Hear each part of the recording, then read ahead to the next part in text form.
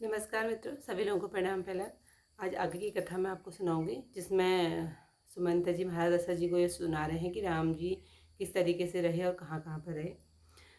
श्री राम जी का पहला निवास तमसा के तट पर, दूसरा गंगा जी के किनारे हुआ। वहां स्नान कर सीता सहित दोनों भाई जल पीकर ही रहे। केवट निषाद राज ने बड़ी सेवा की।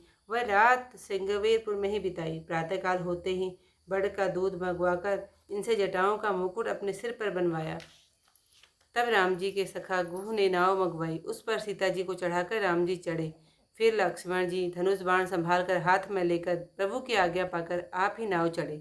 फिर मुझे विकल देखकर रामचंद्र जी धीरज धरकर मीठे वचन में बोले, हे तात, मेरे पिता से प्रणाम कहना, मेरी ओर से बारंबार उनके चरण सुना। फिर पांव पकड़कर विनती करना, हे तात, आप मेरी चिंता न कीजिए। आपकी कृपा, अनुग्रह तथा पुण्यों के प्रभाव से हमारे लिए वन का मार्ग भी मंगल और कुशलदायक होगा। हे पिताजी, आपकी दया से मैं वन में सुख पाऊंगा। आज्ञा का पालन करके फिर आपके चरणों के दर्शन करके कुशल लौट आऊंगा। माता के चरणों में गिर गिर कर उन्हें प्रसन्न करना और मुख बहुत से विनती करना। तुलसीदास जी कहते हैं, आप ही उपाय करना जिससे राजा कुशल रहे। गुरु वशिष्ठ जी के चरणाबिंदों को बारंबार छूकर यह संदेश कहना कि आप वही उपदेश देते रहें जिसे पिताजी मेरे लिए सोच न करें। हे तात, सब पूर्ववासियों और कुटुंबियों से प्रार्थना करते हुए विनती सुनाना सब भांति से मेरा वही हितकारी है जिससे महाराज सुखी रहे। भरत के आने पर उनसे यह संदेश कहना कि राज्य पाकर नीति मत छोड़ना। मनसा वाचा कर्मणा तीनों से प्रजा का पालन करना और सब माताओं को बराबर समझकर उनकी सेवा करना। और हे भाई, पिता माता और बड़ों की सेवा करके भाई पर निभाना। हे तात, महाराज को भी उसी प्रकार रखना जिससे वे कभी मेरी चिंता न करें। लक्ष्मण जी ने कुछ कड़े वचन कहे तो उन्हें रोककर रामचंद्र जी ने फिर उन्हें समझाया और कई बार अपनी शपथ दिलाकर कहा, हे तात, लक्ष्मण का लड़कपन वहाँ न कहना। सीता जी भी प्रणाम कर कुछ कहने को हुई कि स्नेहवश शिथिल हो गई। मुख से वचन नहीं निकले, आंखों में जल भराया और देह में रोमांच हो आया। उसी समय राम जी का रुख पाकर केवट ने उस पार नाव ले जाने के लिए चला दी। इस प्रकार रघुनाथ जी चले और छाती पर वज्र रखकर मैं देखता रहा। मैं अपना क्लेश कैसे कहूँ जो राम जी का संदेश लेकर जीते जी लौट आया। ऐसा कहकर मैं चुप रह गई। विरह की ग्लानि व सोच में डूब गए। राजा सुमंत के वचन सुनते ही राजा भूमि पर गिर पड़े और उनके हृदय में बड़ी पीड़ा हुई। मन में मोह बढ़ जाने के कारण राजा व्याकुल होकर ऐसे तड़पने लगे मानो मछली को मांजा लग गया हो। सब रानियां विलाप करने लगी। वह विपत्ति किस प्रकार से कही जाए। विलाप को सुनकर दुख को भी दुख लगा। वह धीरज का भी धीरज टूट गया। राजमहल में रोने का शोर सुनकर अयोध्या में ऐसा कोहराम मच गया मानो पक्षियों के मन में रात के समय कठोर वज्र आ गिरा हो। महाराज के प्राण कंठ में आ गए। मणि के बिना मानो सांप विकल हो गया हो। सब इंद्रियां ऐसे शिथिल हो गई जैसे सरोवर में पानी न रहने से कमलों का वन सूख गया हो। कौशल्या जी ने राजा को बहुत उदास देखकर जान लिया कि सूर्य कुल का सूर्य अब डूब चला। राम जी की माता मन में धीरज धरकर समयानुसार वचन बोली, हे स्वामी, आप मन में सोचकर विचार कीजिए कि श्री राम जी का विछोह तो अपार समुद्र और अवधि जहाज है, उससे आप ही खेवैया हैं। सब परिजन उस पर यात्रियों के झुंड के समान चढ़े हैं। आप धीरज धरेंगे तो सब पार उतर जाएंगे, नहीं तो सभी परिवार डूब जाएगा। हे स्वामी, जो आप मेरी विनती हृदय में धारण करें तो राम लक्ष्मण सीता फिर आप मिलेंगे। प्रिय रानी कौशल्या के मधुर वचन सुनकर राजा ने आंखें खोलकर देखा मानो तड़पती हुई 3 मछली पर ठंडा पानी छिड़क दिया हो। राजा धीरज धरकर उठे और बोले, हे सुमंत, कहो कृपालु स्नेही राम कहाँ हैं? लक्ष्मण कहाँ और प्यारी पुत्र वधु सीता कहाँ हैं? राजा बेचैन होकर बहु भांति से विलाप करने लगे। वह रात युग के समान हो गई, पूरी नहीं हुई। राजा को अंधे तपस्वी की शाप की याद हो आई। तब कौशल्या को सब कथा कह सुनाई। हे चतुर्प्रिय, सुनो, एक बार मेरे मन में शिकार खेलने की इच्छा उत्पन्न हुई। तब मैं मृगया का सब साथ सजाकर सुंदर सेना के साथ वन को गया। रात्रि के समय बेतों के मन में समीप सुंदर सरोवर के किनारे बैठा था। उसी समय हाथ में घड़ा लिए विष्णु कुमार पानी लेने सरोवर में आया। उसने ज्यों ही घड़े को जल में डुबाया तो शब्द हुआ। मन में उसे मृग जानकर मैंने संभाल कर लक्ष्य वेद उसके हृदय में बाढ़ दिया। हृदय में बाण लगने से उसने हाय शब्द किया। तब मैंने पहचान लिया कि यह मनुष्य है। उसके निकट जाने पर उसे देखकर मुझे बड़ा दुख हुआ। सवर्ण ने मुझसे यह वचन कहे, हे राजन, मेरा सोच मत करो, बल्कि मैं कहता हूँ सो करो। मैं श्रवण अपने माता पिता की सेवा करता हूँ, जो कि दोनों सुखदाई और नयनहीन है। उनको प्यास ने अधिक सताया था, सो मैं जल लेने आया। हे राजन, आपने अज्ञान से मेरे बाण मार दिया। इसको मेरी देह से निकाल दीजिए, क्योंकि अब प्राण निकलना ही चाहते हैं। तो आज की कथा यहीं पर समाप्त। श्रवण कुमार की कथा कल को।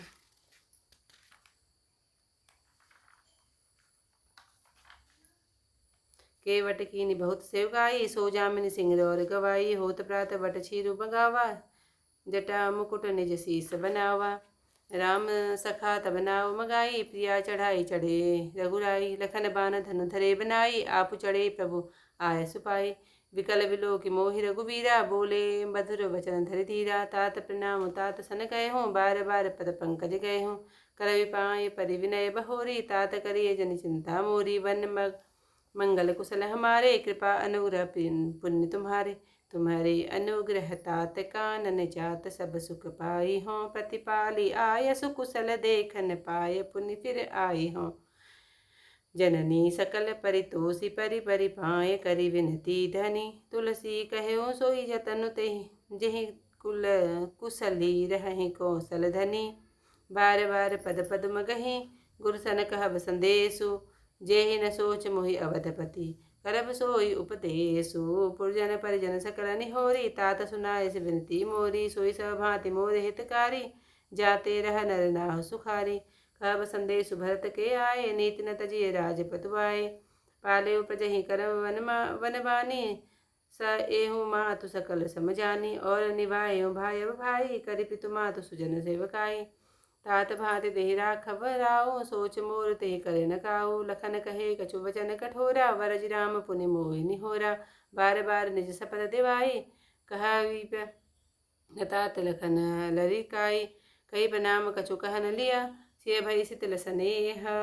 थकित वचन लोचन सजला, पुलक पल्लवित देह। तेहि अवसर रघुवर रुख पाई, केवट पारहि नाव चढ़ाई। रघुकुल तिलक चले एहि भांति, देखऊँ ठाड़ कुलिस धरि छाती। मैं आपन किमि कहो कलेसु, जियत फिरेऊँ लेई राम संदेशु। अस कहीं सचिव वचन रहि गए हूँ, हानि गलानि सोच बस भयऊँ। सोत वचन सुनतहि नर नाहु, परे उधरनि उर दारुन दाहु। तलफत विषम मोह मन मापा, माजा मनहु मीन कहूँ व्यापा। करि विलाप सब रोबहि रानी, महा विपति किमि जाय बखानी। सुनि विलाप दुखऊँ दुख लागा, धीरजहूँ कर धीरजु भागा। भयऊँ कोलाहल अवध अति, सुनि निपराउर सोरु। विपुल बिहग वन परेउ निसी, मानहु कुलिस कलरोरु। प्राण कंठ गद भयऊँ भुआलु, मनि विहीन जनु व्याकुल व्यालु। इंद्र सकल विकल भई भारी, जनु सज सर जिन बनु बिनु बारी।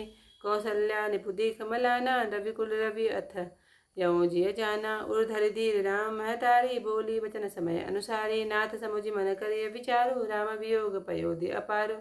करण धार तुम अवध सहाजु, चढ़ेउ सकल प्रिय पथिक समाजु। धीरजु धरियत पाइय पारु, नाइत बूढ़ी सब परिवारु। जो जे धनि अभिनय पय मोरी, राम लखन सिय मिलहि बहोरी। प्रिया वचन मिदु सुनत निपु, चितयऊ आँखि उघारी। तलफत मीन मलिन जनु, सींचत शीतल बारी। धरि धीरजु उठि बैठ भुआलु, कहु सुमंत कह राम कृपालु। कहाँ लखनु कह राम सनेही, कहाँ प्रिय पुत्र वधु वैदेही। विलपत राव विकल बहु भांति, भई जुग सरीस सिराति न राति। तापस अंध साप सुधिबाई, कौशल्याई सब कथा सुनाई।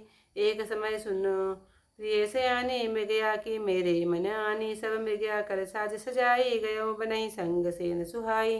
रैन समय सतवंतीरा, बैठो सरवर तटमति धीरा। ताहि समय लिए घट कर किर में, सरवन आयो जल हित सर में।